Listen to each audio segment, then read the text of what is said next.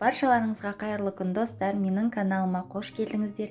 Бүгін сіздерге ешқандай таразыны қажет етпейтін, оп-оңай жасалынатын итальянский пирогтың рецептін ұсынамын. Алғаш жасағаннан ақ биік болып көтеріліп, жұмсақ болып шығатын рецептердің бірі.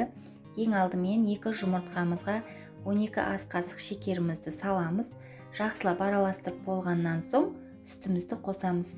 Сүтті қосқан кезім өкінішке орай видеоға түспей қалған, ол үшін әрине кешірім сұраймын, бірақ шекерді салып болғаннан соң міндетті түрде сүт қосуды ұмытпаңыздар.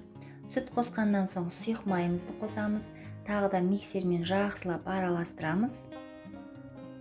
Біздің сұйық массамыз біркелікті болып араласқаннан соң оның үстіне ұнымызды барлығын бірден салып жібереміз.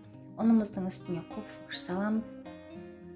Тағы да миксердің жай жылдамдығымен жақсылап тұрып араластырамыз.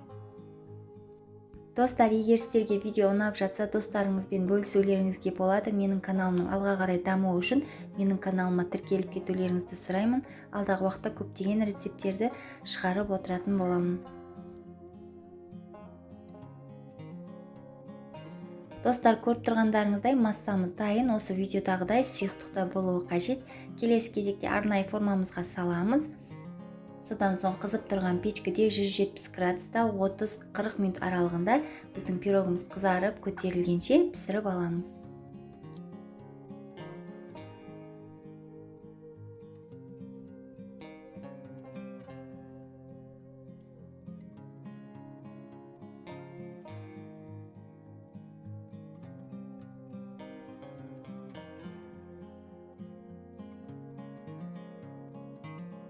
Көріп тұрғандарыңыздай пирогымыз пісіп дайын болды, көтеріліп өте жұмсақ болып шықты. Қазір сіздерге кесіп көрсететін боламын.